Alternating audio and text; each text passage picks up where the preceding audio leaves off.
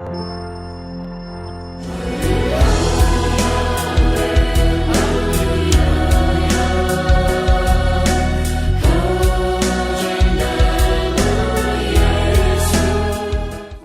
Bapak Ibu yang dikasihi Tuhan Yesus, mari kita berdoa.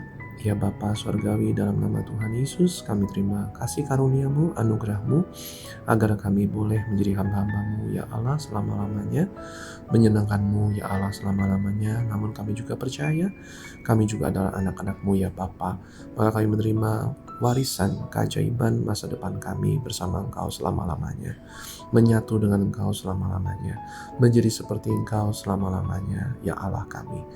Kebahagiaan sempurna bersama Engkau selama-lamanya ya Bapa. Kami doa ya Tuhan, agar semua boleh belajar, semua boleh mengenal-Mu Tuhan Yesus, dan semua boleh mengambil kehendak bebas mereka, kehendak bebas kami semua untuk memilih mengikuti Engkau Tuhan Yesus kami.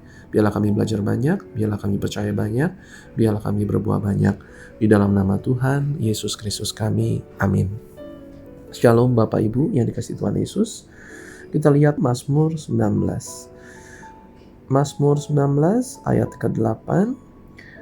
Taurat Tuhan itu sempurna, menyegarkan jiwa. Peraturan Tuhan itu teguh, memberikan hikmat kepada orang yang tak berpengalaman. Titah Tuhan itu tepat, menyukakan hati. Perintah Tuhan itu murni, membuat mata bercahaya. Ayat 10. Takut akan Tuhan itu suci, tetapi tetap ada untuk selamanya. Hukum-hukum Tuhan itu benar, adil semuanya. Bapak Ibu, sedikit ayat-ayat ini disampaikan supaya kita jangan takut akan hukum Tuhan. Ya, dengan kalimat di ayat 8 bahasa Indonesia kita, Taurat Tuhan itu, Torah itu hukum. Ya, Tuhan, hukumnya Tuhan, Tuhan yang besar semua, artinya YHWH, artinya nama Allah yang orang Israel, Allahnya kita. Ya, di mana Tuhan Yesus kita, Yahshua-nya itu mengambil parsial namanya dari YHWH atau Yahya. Sehingga kita percaya nama Allah orang Israel yang menyelamatkan itu nama Yesus kita. Maka Taurat atau hukumnya Allah di sini juga hukum Allah Israel, hukum Allah dalam Tuhan Yesus yang memberi keselamatan, itu juga termasuk. Sehingga konsep Ibraninya masuk, tapi konsep perjanjian baru yang Tuhan Yesus datang dan memberi hukum kasihnya, hukum keselamatan karena kasihnya di salibnya, itu juga berlaku sempurna. Ya, di mana hukum Allah ini, hukum Tuhan Yesus ini sempurna, lengkap. Kalau dalam bahasa aslinya sempurna itu juga lengkap, ya, utuh gitu ya. Jadi nggak ada kekurangan. Sempurna itu lengkap, tepat, sempurna dan lengkap, utuh gitu ya. Tidak ada kekurangan, tidak usah ditambah-tambahin ya. Tidak ada salahnya, tidak ada kurangnya. Itu sempurna dalam maksud ini hukumnya. Dan ternyata memberikan kesegaran, ya, juga menyegarkan jiwa kita, ya, nefes kita. Kalau dalam teori bahasa Ibraninya ini nefes ya, yang kita juga percaya itu nyawa, jiwa, nafas kita. Ya, peraturan Tuhan itu teguh, ya. Jadi itu aman. Jadi kata teguh di sini maksudnya adalah aman. Dalam bahasa Ibrani itu aman, yang kalau orang bilang amanah, amanat, terus akhirnya jadi ada amin, itu karena confirm, teguh, sure, pasti. Jadi peraturan Tuhan itu pasti, ya, dan pasti benar, pasti terjadi. Ya, sehingga memberikan hikmat, bahkan memberikan hikmat kepada orang yang tak berpengalaman, memberikan hikmat kepada kita semua, kepada orang yang simple, pada orang yang biasa aja, itu menjadi berhikmat. Itu karena hukum Allah. Nah, kita percaya ini Roh Kudus memberikan kepada kita nafas Allah, Roh Allah yang dibicarakan di sini memberi hikmat kepada kita semua yang dari nol mendadak bisa, seperti para rasul, orang-orang biasa yang tidak berpendidikan, tidak berpengalaman, mendadak bisa. Dan juga semua murid-murid setelah menerima Roh Kudus, itu ya, di ayatnya ke-8. Kemudian titah, ya. Jadi arahan-arahan Tuhan itu tepat, ya, itu tepat, benar, dan menyukakan hati. Nah, sehingga kita harus percaya ini, bahwa kita dalam berjalan itu akan ada ketenangan, kebahagiaan menjalankan perintah Tuhan. Ya, kemudian perintah Tuhan ini murni. Ya, murni membuat mata bercahaya. Nah, Bapak Ibu, kita harus percaya kita bisa melihat, artinya kita bisa melihat terang sorgawi. Ya, bahwa ini hal yang murni, hal yang bersih, hal yang benar. Ya, ini poinnya di ayat 9. Nah, jadi kita harus bersuka cita melihat kebenaran yang disebut akulah jalan, kebenaran, hidup, nggak ada jalan lain kepada Bapa kalau nggak lewat aku, kata Tuhan Yesus di Yohanes 14. Kita harus percaya, harus berbahagia, harus bersuka cita, karena arahan Tuhan ini, kalau kita ngomong mata tuh arahnya, melihat kita, arah pandangan kita. Ya, dan hati kita bersuka cita melihat arah atau tujuan sorgawi kita. Nah, di ayat 10, takut akan Tuhan itu disebut suci, tahir ya. Kalau bahasa kita orang sering sebut tahir, suci. Jadi karena yang penting itu kita percaya. Jangan takut miskin, takut sakit. Itu kan istilahnya membuat kita kadang-kadang karena ketakutan kita seringkali menjadi tidak bersih hatinya. Namun kita harus utamakan Tuhan di atas semua, dan itu yang membersihkan kita.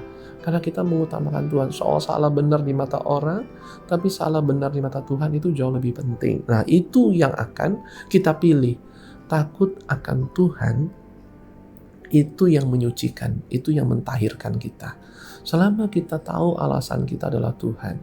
Dulu ya, ada suatu case yang menarik di zaman Kisah Para Rasul 5, di mana Petrus ngobrol-ngobrol sama Ananias sama Safira. Masih ingat semoga teman-teman ya? Di mana Ananias dan Safira itu sebagai suami istri, mereka menjual ladang mereka, kemudian uangnya mereka bawa ke depan kaki rasul-rasul untuk dibagi-bagikan kepada orang miskin. Itu nggak salah, itu baik sekali. Namun pertanyaannya Petrus cuman harganya segitu nggak jualnya? Oh iya, sehingga mereka berbohong di dalam kalimat di Kisah Rasul 5 tersebut. Ternyata mereka mendustai, dan Petrus bilang jangan bohong ya, ini mendustai Roh Kudus, nggak boleh loh. Ya, dan ternyata mereka tetap nggak takut bohong sama Tuhan atau Roh Kudus dalam hal yang ada di Petrus sebagai bait suci Tuhan kita. Sehingga mereka tetap yakin, yang penting kan gue udah berkatin, yang penting kan kita udah tolong, udahlah nggak usah takut. Nah, sehingga mereka tidak takut sama Tuhan.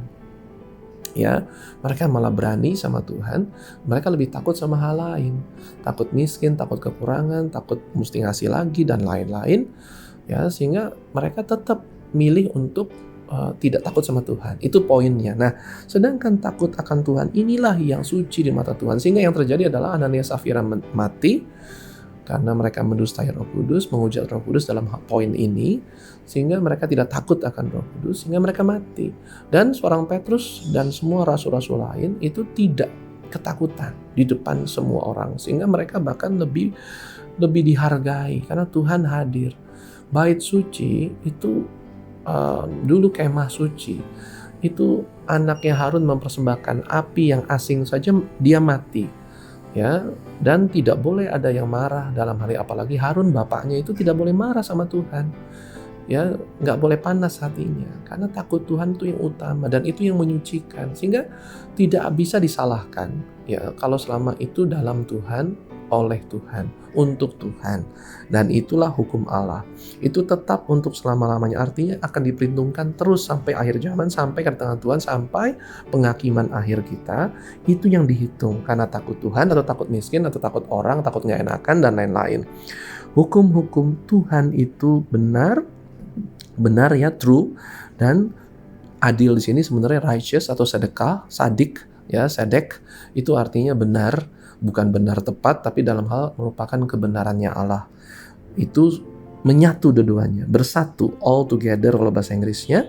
Bahasa Ibrani juga menunjukkan itu poinnya, bergabung. Ya, jadi dua-duanya benar dan tepat dan benar. Nah, ini kita harus percaya. Menutup diskusi kita dari 3 ayat ini, semoga ini membantu kita ya, memberi kita keberanian percaya hukum-hukum Allah, yaitu karena Roh Allah memenuhi kita.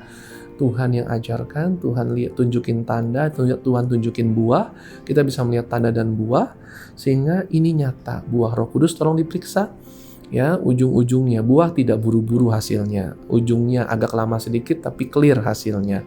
Penuh kasih, sukacita sesuai Galatia 5 ayat 22 dan 23. Jangan seperti ayat 19 sampai 21-nya. Malah pertikaian, kebencian, amarah, segala yang tidak perlu, kesombongan dan lain-lain. Mari kita percaya ketepatan hukum Allah ini. Ketepatan, tepat, dan mendatangkan kebenaran di mata Allah. Dua-duanya tepat terjadi kalau kita percaya dan takut Tuhan melalui hukum-hukum Allah yang adalah mengasihi, mengampuni, memberkati. Dan kita percaya Allah lah yang lebih dahulu mengasihi, mengampuni, memberkati oleh salibnya, oleh perkataannya, maka kita semua menerima damai sejahteranya. Tuhan Yesus memberkati. Amin.